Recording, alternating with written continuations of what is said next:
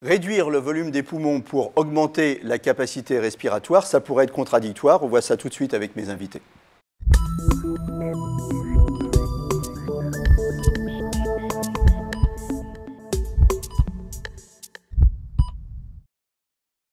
Avec moi sur le plateau, le docteur Armel Marceau. Vous êtes pneumologue à l'hôpital Bichat. Camille Abadi, vous êtes responsable du développement des marchés sur l'Europe de l'Ouest pour la société Pulmonix.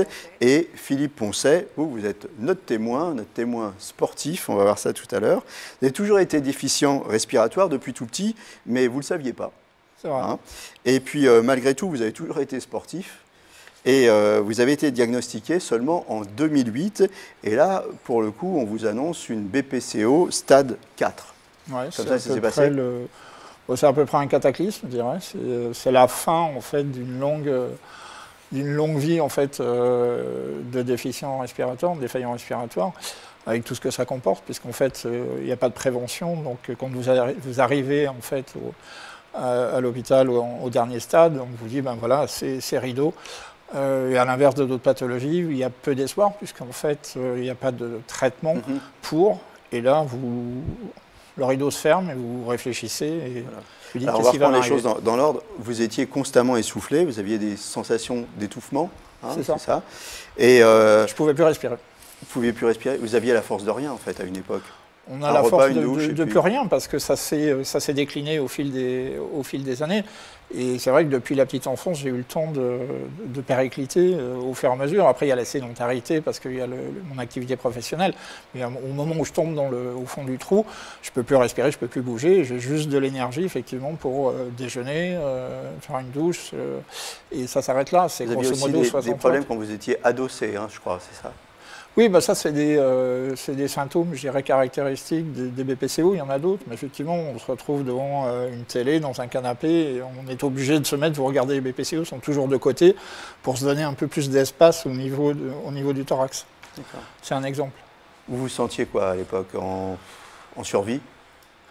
Oui, j'en ai pas forcément confiance, parce que je faisais partie un peu des équipes de battants, donc, mais là, quand vous êtes au pied du mur, oui, j'ai un professeur devant moi qui me dit attention, là c'est de la survie et la bascule n'est pas très loin, donc il va falloir qu'on fasse quelque chose. Et malgré tout ça, en 2009, alors vous commencez un reconditionnement physique, kiné respiratoire, kiné pour activité sportive, et au bout de 2 ans, bon, ça va mieux, mais ça plafonne. Hein. Ça plafonne, on a tout utilisé, tous les moyens possibles, c'est des heures et des heures et des heures de reconditionnement.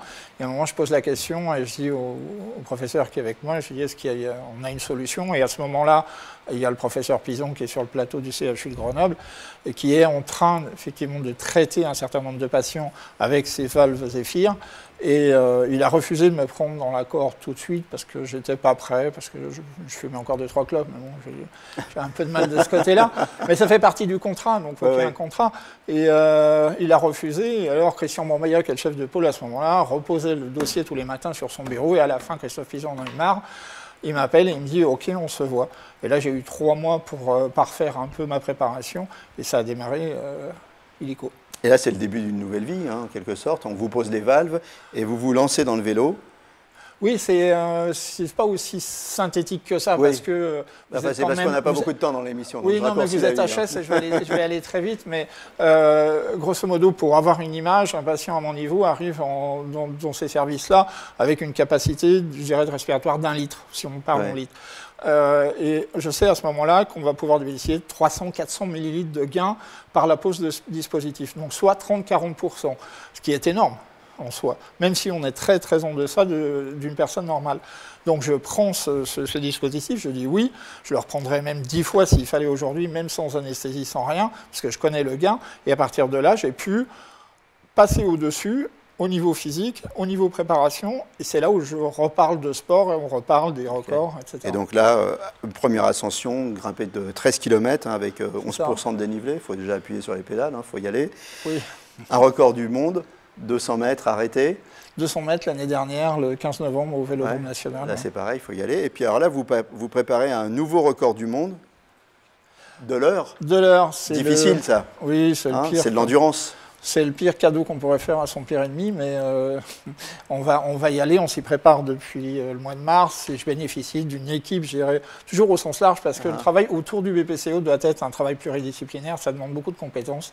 Et dans le domaine du sport, j'ai des champions à tous les niveaux et j'ai aussi des champions de médecins et qui participent à tout ça, donc c'est avec ça qu'on peut arriver à le faire. Mais il faut avoir un certain mental, mais ce n'est pas le propre de tous les BPCO. Et si je peux le faire moi, parce que les autres ne peuvent pas le faire, c'est bien comme ça pour l'instant. C'est à titre, ça a valeur d'exemple et d'entraînement. Docteur Armel Marceau, alors on a parlé de BPCO, on parle de BPCO, d'emphysème, d'insuffisance respiratoire. Expliquez-nous un peu la différence entre tout ça et comment ça se passe. La BPCO, c'est un terme général, hein, on va dire, qui traduit l'obstruction bronchique liée à l'inflammation. On a des BPCO sans emphysème et puis des BPCO avec emphysème, c'est-à-dire que chez ces patients-là, il y a en plus de l'obstruction bronchique une destruction des alvéoles, qui sont ces petits sacs au niveau des voies aériennes distales, au-delà des bronchioles, qui va entraîner une augmentation de taille du poumon et surtout des anomalies des échanges gazeux. Et le résultat de tout ça, c'est l'insuffisance. Et le résultat, l'évolution naturelle de la maladie, malheureusement, c'est l'insuffisance respiratoire. C'est le stade terminal de la maladie.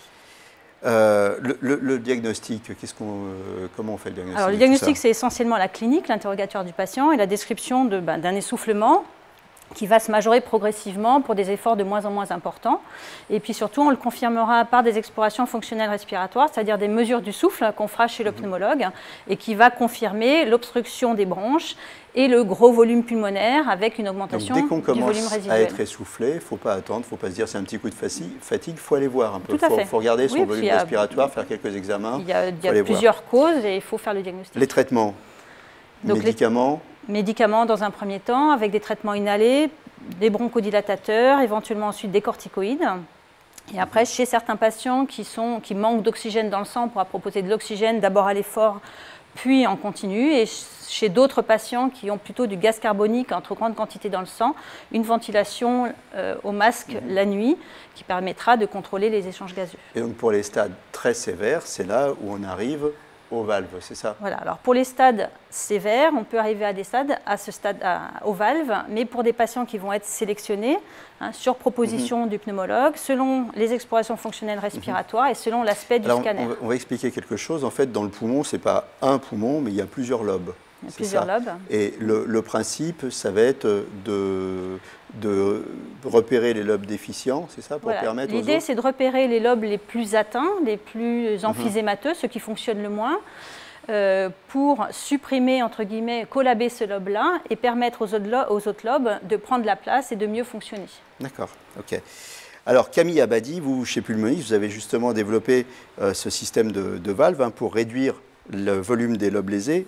Le principe, on vient d'en parler un petit peu, mais on peut rentrer un petit peu plus dans le détail du principe? Oui, très rapidement, on est sur des valves donc, qui vont se poser à l'aide d'un bronchoscope. Le docteur Marceau en parlait tout à l'heure. En fait, on va voir une petite vidéo voilà, déjà pour expliquer le principe. On peut regarder le principe. Le principe, il est tout simple, c'est-à-dire en fait, qu'on va sélectionner le lobe le plus déficient pour essayer d'aller le fermer complètement, parce que c'est un lobe, en fait, en règle générale, dont l'air ne peut pas s'évacuer. Donc, on va essayer complètement de le fermer, d'évacuer l'air, donc de manière à laisser passer, voilà, laisser fonctionner les lobes les plus sains. Ces lobes déficients, en fait, voilà, j'ai des petits accessoires ici. Ce lobe déficient, c'est un lobe dont l'air ne peut pas s'évacuer, mais il prend de la place et il empêche les autres. Tout à fait. De remplir. Qui peuvent aspirer, expirer, il leur prend de la place et il empêche de remplir. Donc l'idée, c'est qu'on va venir comprimer tout ça, et ici, celui-là, il aura plus de place. C'est voilà, ça. Et on va comprimer en mettant une petite valve, comme ça, celui-là, il pourra plus se remplir. Voilà, tout à fait. C'est ça? Des valves unidirectionnelles qui permettent à l'air de sortir et qui l'empêchent de re-rentrer. Donc le lobe, progressivement, va se collaber et va disparaître. Et laisser la place. L'intervention, voilà. Alors, pareil, là, on va voir une vidéo. Comment ça se passe? Alors, l'intervention, c'est très rapide en règle générale. Alors, ce qu'on va faire, en fait, c'est qu'on fait rentrer le patient. On va avoir une stratégie en fonction de l'anatomie du patient. On va voir quelle est la meilleure stratégie pour fermer le lobe que l'on souhaite fermer. De là, on va faire une sélection de valves. On va sizer, c'est-à-dire qu'on va regarder la taille des bronches et puis la taille des valves qu'on va mettre. Et puis, à partir de là, on va aller, à l'aide du bronchoscope, poser donc la valve. qui, une fois qu'elle sera mise au bon endroit, c'est-à-dire à l'endroit où on la souhaite, va être déployée tranquillement, en fait, comme vous le voyez sur la vidéo, afin qu'elle puisse s'ouvrir et puis qu'elle fasse son travail correctement. Anesthésie générale pour ce La genre plupart du d'intervention? temps, encore pour l'instant, on fait de l'anesthésie générale parce que c'est des procédures qui peuvent durer 45 minutes, 1 heure, Oui. et pour l'insuffisance respiratoire, c'est quand même relativement compliqué. Après, il y a certains centres qui le font sous anesthésie locale, voire sous hypnose. Tout à fait. On reste sur de la sédation quand même en majorité. Ouais. Philippe. C'est vrai, moi j'ai participé à une mise en place qui était sans anesthésie générale.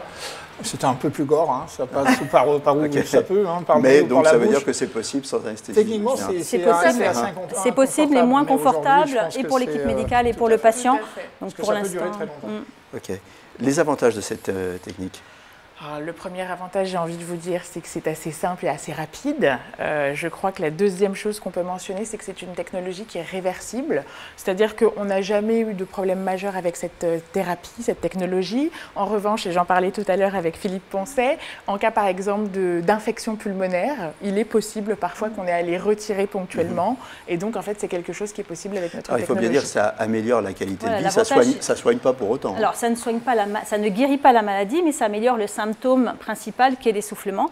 Et c'est la principale demande du patient, c'est d'améliorer son essoufflement et donc, par la même occasion, sa qualité de vie. Ça, c'est un plus. Moi, je rajoute toujours qu'en fait, on m'a posé la question il y a 3-4 jours chez une autre journaliste qui me disait mais à quoi ça peut servir aussi? C'est-à-dire Est-ce que vous voyez d'autres journalistes, Philippe?